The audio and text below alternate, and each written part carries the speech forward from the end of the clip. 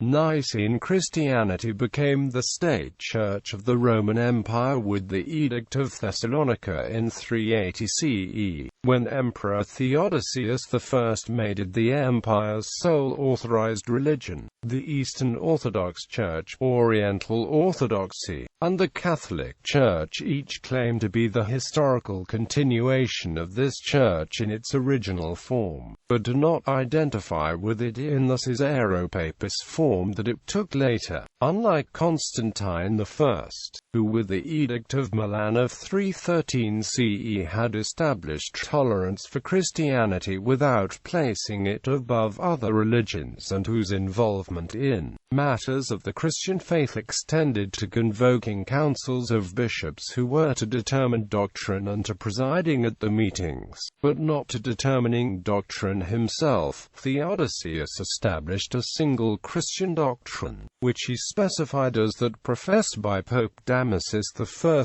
of Rome and Pope Peter II of Alexandria as the state's official religion. Earlier in the 4th century, following the Diocletianic persecution and the Donatist controversy that arose following it, Constantine convened councils of Christian bishops to define an orthodox or correct Christian faith, expanding on earlier Christian councils. Numerous councils were held during the 4th and 5th centuries, but Christianity continued to suffer rifts and schisms surrounding the issues of Arianism, Nestorianism, and Miaphysitism. In the 5th century, the Western Empire decayed as a polity, with Rome being sacked in 410 and 455, and Romulus Augustus, the last nominal Western emperor, being forced by Odoacer to abdicate in 476.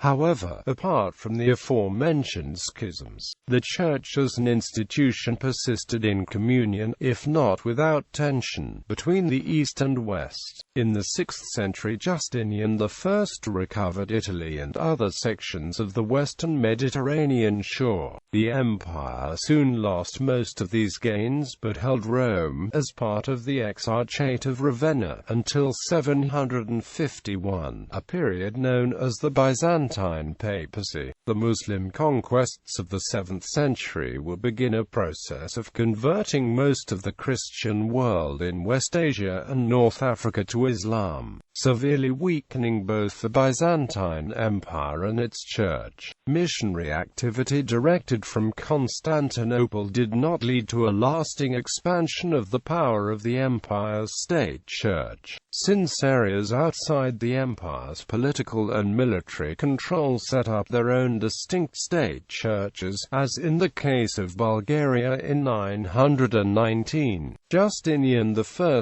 who became emperor in 527, established the bishops of Rome, Constantinople, Alexandria, Antioch, and Jerusalem as the leadership of the imperial church, referred to as the Pentarchy, but saw these as under his tutelage. According to his arrangement, the emperor was the head of the church in the sense that he had the right and duty of regulating by his laws the minutest details of worship and discipline, and also of dictating the theological opinions to be held in the church. However, by his time, the churches that now form Oriental Orthodoxy had already seceded from the state church, while in the West Christianity was mostly subject to the laws and customs of nations that owed no allegiance to the emperor, while Eastern-born popes who were appointed or at least confirmed by the emperor continued to be loyal to him as the political lord. They refused to accept his authority in religious matters, or the authority of such a council as the imperially convoked Council of Hieria. Pope Gregory III was the last to ask the Byzantine ruler to ratify his election. By then, the empire's state church as originally conceived had ceased to exist. In the East, only the largest fragment of the Christian church was under the emperor's control, and with the crowning of Charlemagne on the 25th of December 800 AD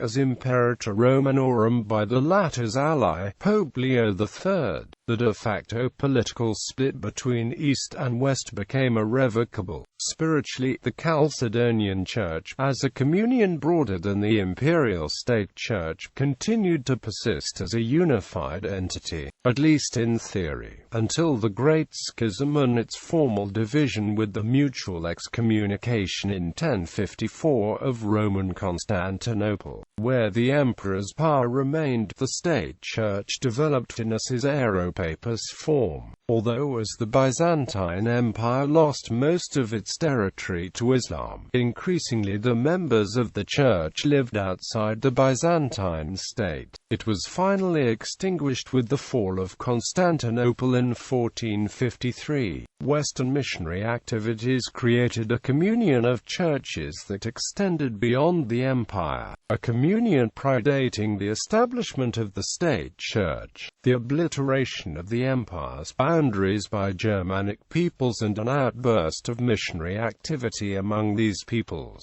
who had no direct links with the Eastern Roman Empire, and among Celtic peoples who had never been part of the Roman Empire, fostered the idea of a universal church free from association with a particular state. On the contrary, in the East Roman or Byzantine view, when the Roman Empire became Christian, the perfect world order willed by God had been achieved. One universal empire was sovereign, and coterminous with it was the one universal church, and the state church came, by the time of the demise of the empire in 1453, to merge psychologically with it, to the extent that its bishops had difficulty in thinking of Christianity without an emperor. Modern authors refer to the state church in a variety of ways, as the Catholic Church, the Orthodox Church, the Imperial Church, the Imperial Roman Church, or the Byzantine Church, although some of these terms are also used for wider communions extending outside the Roman Empire. Its legacy carries on, directly or indirectly, in today's Catholic Church and Eastern Orthodox Church, as well as in others,